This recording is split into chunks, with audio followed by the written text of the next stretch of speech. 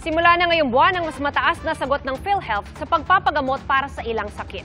Covered na rin ng PhilHealth ang mga isinugod sa ospital pero hindi kailangang i-confine. Saksi si Ivan Mayrina.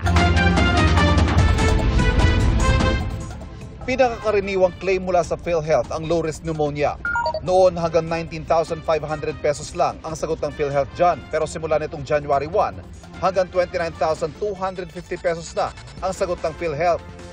At isa lang yan sa kabuang 9,000 case rate o samot-saring mga sakit na saklaw ng bagong round ng pagtataas sa halaga na sasagutin ng PhilHealth. Kung matatandaan nyo po, noong February of 2024, nag-increase na po tayo ng 30%.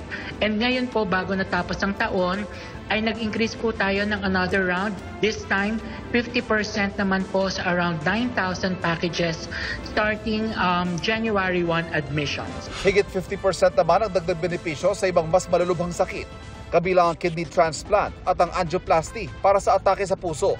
Nung pong ating kidney transplantation package na dati po ay 600,000, ngayon po ay aabot siya ng 800 to 2 million benefits package po. Yung tinatawag na angioplasty na around 30,000 benefit pesos ang ating package, ngayon po ay aabot na siya sa 530,000 pesos. Malaking bagay ito para sa milyon-milyong Pilipinong umaasa sa PhilHealth para sa pangangailangan medikal. Pandugtong buhay pa para kay Evelyn Valdez na 2 taon nang umaasa sa PhilHealth para sa kanyang dialysis. Bagong pag-asa ang mas murang kidney transplant dahil bababa ang kanyang pag-iipunan at kailangan na lang ng donor. Sana makapag-transplant. Hindi ako mawawala ng pag-asa. Ito nga, nilalakas ako ng loob ko.